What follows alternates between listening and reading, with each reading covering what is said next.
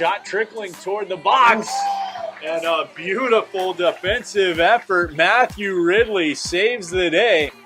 We're here in Las Vegas, of all places, with Hartlepool lad Matty Ridley, who wants to inspire other youngsters in Hartlepool to do what he did and come out to the USA on a soccer scholarship. Matty, how did you do that? I mean, were you playing for a Hartlepool team at the time, or? Yes, I was just playing like in the local leagues at home. So I was playing for like Golden Flats, Greetham up until the age of about under 16s, and then I actually moved to the arch rivals Darlington from like through under 16s to under 18s and played in the FA Youth Cup for them, and that's when I sort of got attention from like a scholarship agency, and it was always something which I looked at in school because my brother had the opportunity when he was my age and he actually never took it, and he always says to me, or he said to me that like it's something that like if he could go back in time he'd like snap my hands off for it. So I think I wanted to make a point of going out and doing it myself.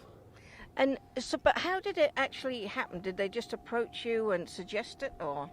Yeah, so they approached me because I was playing a good level at the time. I was playing like Darlington, which was Conference North, and I was playing for the Durham FA squad, which is like one of the probably best amateur accolades you can have growing up. And also I featured for the England College national team for 2 years. So I had sort of like a good CV, but anybody can do it, no matter like what level they're playing at. There's always a team out there for them, and luckily for me, I've ended up in Las Vegas, and I'm with the cream of the crop at the minute. That is fantastic. Now, do you have to be good academically as well as being a good football player?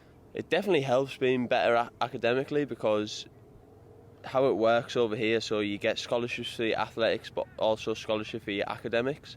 So mine's sort of split between academics and athletics because I've done so well academically since coming here. But originally in my first year I was just purely athletic scholarship. I didn't have any academic scholarship when I was in South Carolina.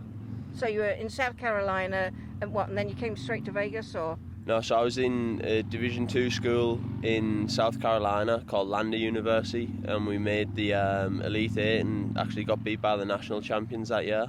Wow. And then I moved to a junior college in Virginia, so I attained my associate's degree in business administration from there, and then I had around 5 different offers to move on from there for my third year, and I chose Las Vegas. Well, it's actually cool today. This is 9 o'clock in the morning, and it's about 83 already, and it's already heating up. How do you play in this heat?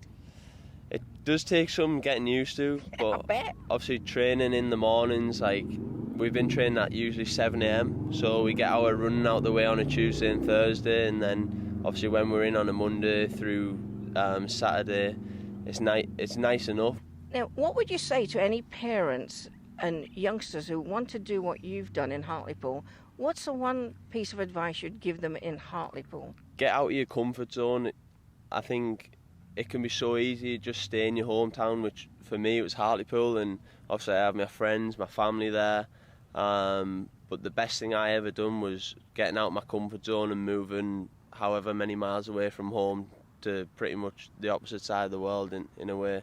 Like, at the end of the day, I'm 16 hours away from home, but technology makes it so much easier now. And although you may miss your family and friends, they're always at the other end of the phone, and I think that's a comforting thing for me. And like the opportunities which I'm able to access over here is second to none, which what I'd be able to get at home.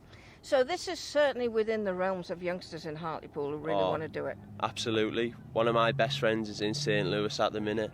I've had friends at the minute previously who've been out to America, and I think it's just I wouldn't say it's not accessible for anyone. I think there's something out there for everybody, and I think for the people of Hartlepool, I'd like to get the message out there that it is possible, like no matter how big or small like you may be.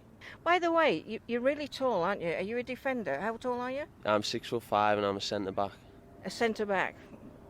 He's tall, I can tell you. Coach, thank you so much for the interview. How do you think Matty's doing? Well, it's good to have him here. You know, we can't wait until things open up to a point where we can actually compete. Yeah. But in the training sessions, we're very pleased with his performance. I think his fitness level, the size that he brings to our team is going to be pretty fun to watch. Yeah, he's tall, isn't he? Oh, he's bigger than me, yeah, which is good. Matty's hometown in Hartlepool. Would you encourage other young players that have a level of football, soccer, to come over here and do the same thing that he's done? Absolutely. Not everyone is going to be a Premier League player, and there's going to be homes for everyone in different levels. And I think what the American path can give them is an opportunity to get their education, which they'll have for life, play at a very good standard, I think. And then from here, we've got 8 guys playing professional in the MLS and USL Pro in the States. So it's a good pathway for a lot of players that might not go right away into a higher division or full professional soccer. So you just tell them to go for it? Oh, absolutely. There's so many opportunities here. We have over 200 Division I schools, over 800 collegiate level programs. Wow. So there's a lot of opportunity in the United States. And like I say, that education will never be taken away.